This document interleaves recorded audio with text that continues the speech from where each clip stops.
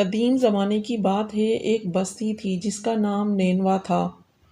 وہاں کے لوگ بتوں کی عبادت کرتے تھے، گناہوں میں ڈوبے ہوئے تھے، اللہ کے احکامات کو بھول چکے تھے۔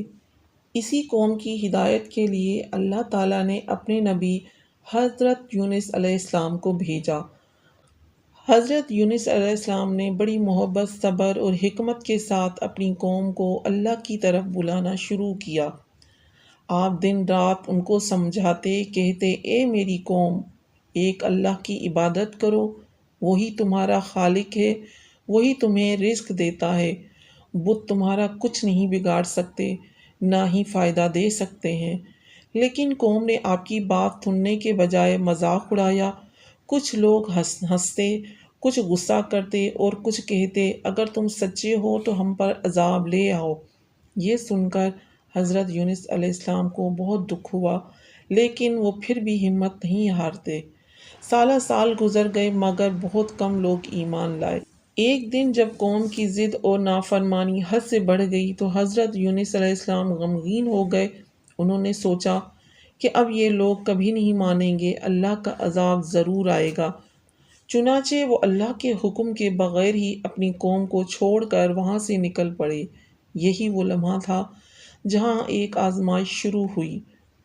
حضرت یونس علیہ السلام ایک کشتی میں سوار ہو گئے۔ سمندر پرسکون تھا مگر اچانک تیز طوفان آ گیا۔ لہریں بلند ہونے لگیں، کشتی ہچکولے کھانے لگی۔ کشتی میں سوار لوگ خوفزدہ ہو گئے۔ وہ سمجھ گئے کہ کشتی میں کوئی ایسا شخص ہے جس کی وجہ سے یہ مصیبت آئی ہے۔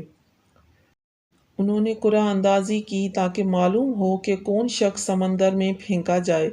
پہلی بار قرعہ حضرت یونس علیہ السلام کے نام کا نکلا۔ لوگ حیران ہوئے اور کہا، یہ تو نیک انسان لگتے ہیں۔ دوبارہ قرعہ نکالتے ہیں۔ دوسری بار بھی انہی کا نام نکلا، تیسری بار بھی وہی نام۔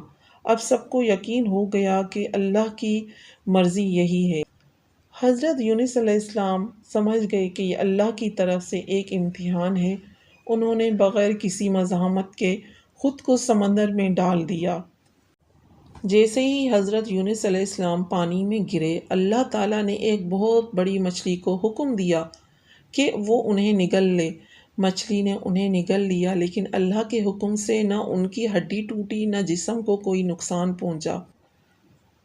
اب حضرت یونس علیہ السلام 3 اندھیروں میں تھے، رات کا اندھیرا، سمندر کی گہرائی کا اندھیرا، مچھلی کے پیٹ کا اندھیرا۔ یہ ایک ایسا مقام تھا جہاں کوئی انسان کبھی نہیں پہنچا تھا۔ وہاں نہ کوئی آواز، نہ کوئی روشنی، نہ کوئی سہارا۔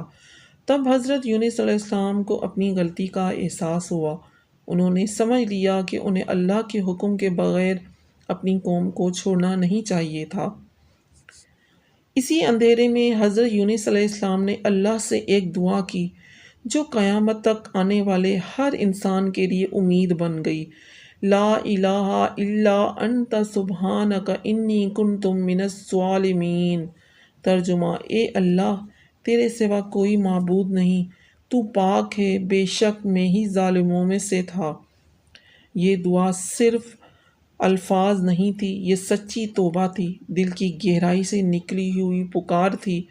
اللہ نے اسی عاجزی اور سچائی کو پسند فرمایا۔ اللہ تعالیٰ نے مچھلی کو حکم دیا کہ حضرت یونس علیہ السلام کو ساحل پر اگل دے۔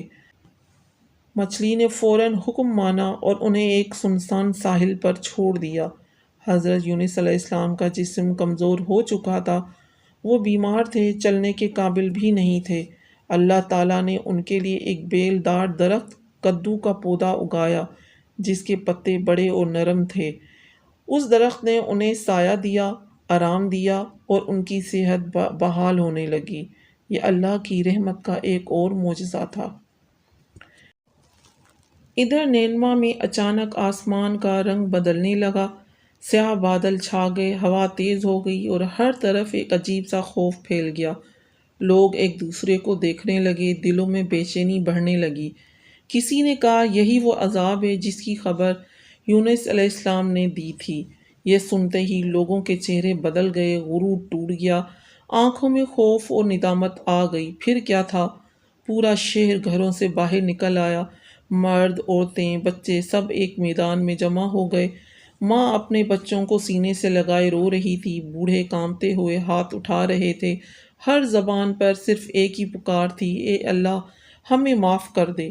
لوگوں نے اپنے گناہوں کا اعتراف کیا، اپنے بتوں کو چھوڑ دیا اور سچے دل سے توبہ کرنے لگے۔ وہ ہزاروں قطار رو رہے تھے، گڑ گڑا رہے تھے اور اللہ سے رحم کی بھیک مانگ رہے تھے۔ یہ وہ لمحہ تھا جب زمین پر ہر طرف آنسو تھے اور آسمان پر رحمت کے دروازے کھلنے والے تھے۔ اللہ تعالیٰ جو بہت مہربان ہے، جس کی رحمت ہر چیز پر غالب ہے، اس نے اپنے بندوں کی سچی توبہ دیکھ لی، ان کے آنسو، ان کی عاجزی، ان کا ٹوٹا ہوا دل، سب کچھ قبول کر لیا۔ اور پھر وہ عذاب جو ان کے سروں پر منڈلا رہا تھا، اللہ تعالیٰ نے اسے ٹال دیا۔ بادل جھٹ گئے، آسمان صاف ہو گیا اور شہر پر دوبارہ سکون اتر آیا۔ نینوا کے لوگ بچ گئے کیونکہ انہوں نے وقت پر سچے دل سے اپنے رب کی طرف رجوع کر لیا تھا۔